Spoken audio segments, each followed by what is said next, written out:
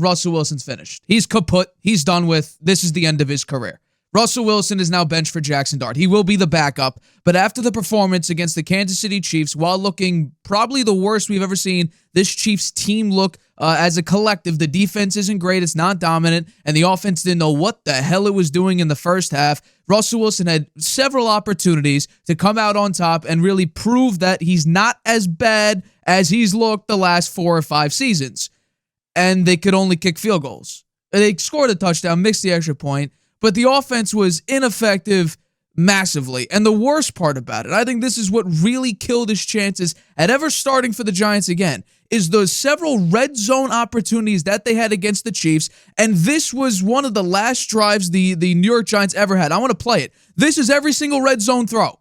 First one, completely overthrew it. He actually got an intentional grounding on this one. Second one's a little draw play, gets basically nowhere. The third down play, let's take a look at this one. He's waiting, he's ducking, he's chucking. And then on the fourth down, what does he do? Do they kick a field goal? Although they get close, no. It's Russell Wilson hitting the goalpost, not Graham Gano or any of their kickers or punters. So that was Russell Wilson in the red zone, and I wish I could say, well, this is just a one-off. He's not actually that bad in the red zone. This season in the red zone, Russell Wilson, 20% red zone percentage, which is one of the worst in the NFL. The only one that's worse is the Houston Texans, who have a 0 red zone percentage. They're 0 for 4 in the red zone. Completion percentage, 22.2%. Passing yards, only 16.9 yards. An attempt, a passer rating of 39.6. You get that same passer rating if you threw it into the dirt every single time. By the way, the completion percentage, the passing yards per attempt, and the passer rating, 39.6, all worse than the NFL.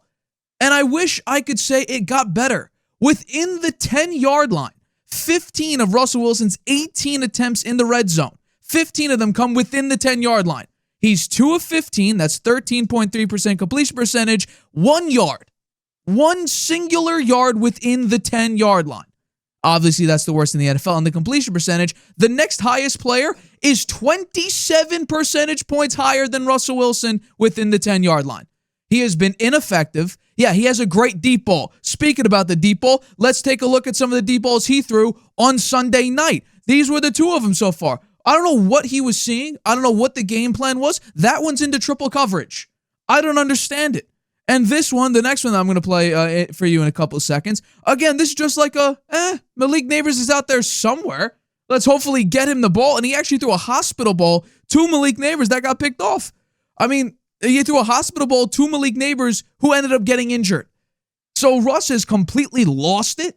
I've been on this now for several years at this point because Russell Wilson, his entire career, he has not been relied upon. It's kind of a J.J. McCarthy thing. Has he been effective in moments and spots? Sure. But if we take a look at the data based on Russell Wilson and him leading the offense versus the rushing attack and the defense, these are the offensive numbers. He has not been asked to do anything. We're seeing dead last in attempts, bottom 5 in passing yards.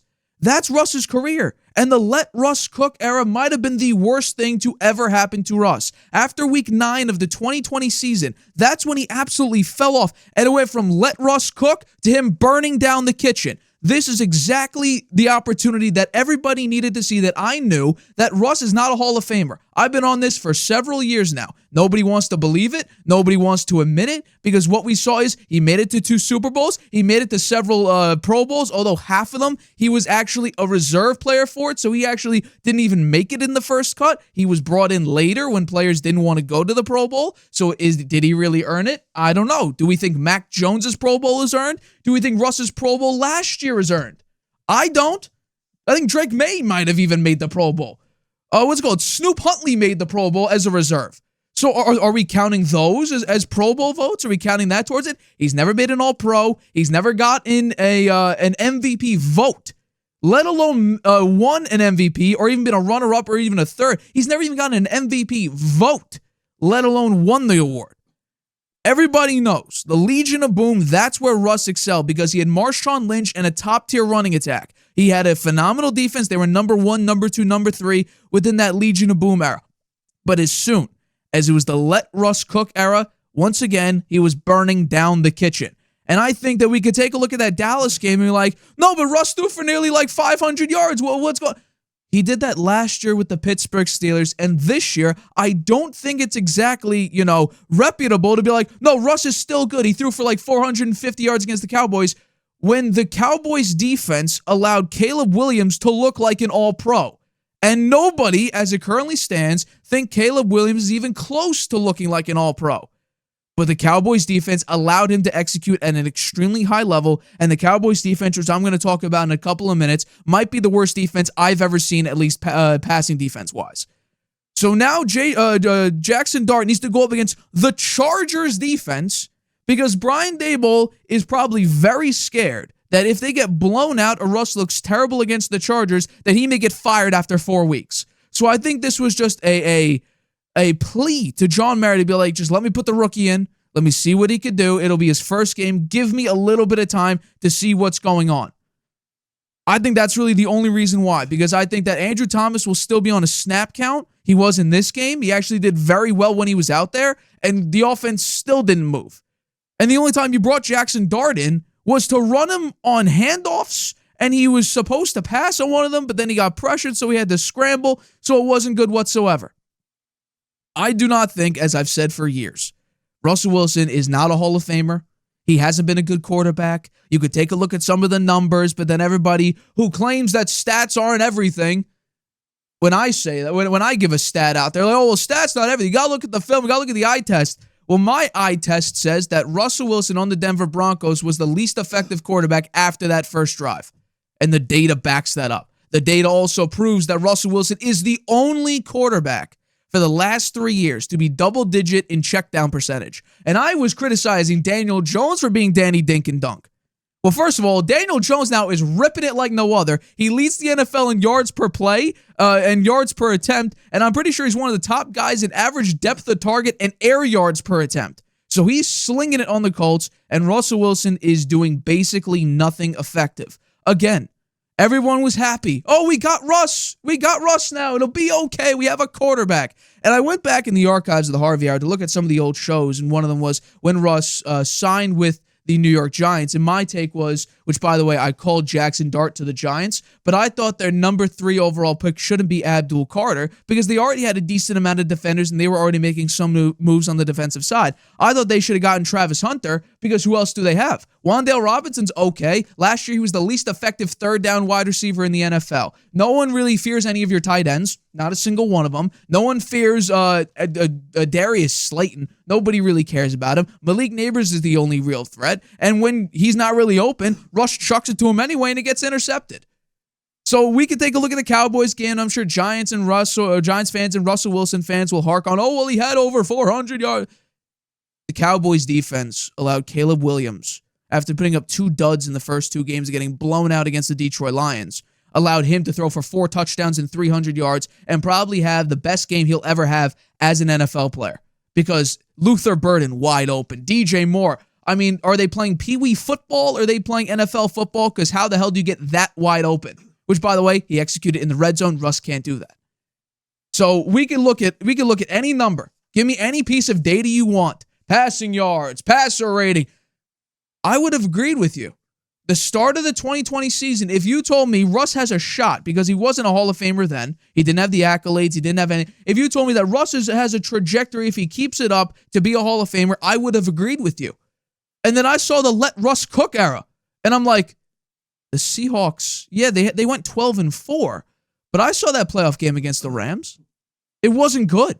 It was really, really ugly. Now, the offensive line at that time was so banged up, and they didn't really have anybody, so Russ was snapping and running. But 2021, last year with the Seahawks, didn't look good. 2022 with the Broncos, looked horrible.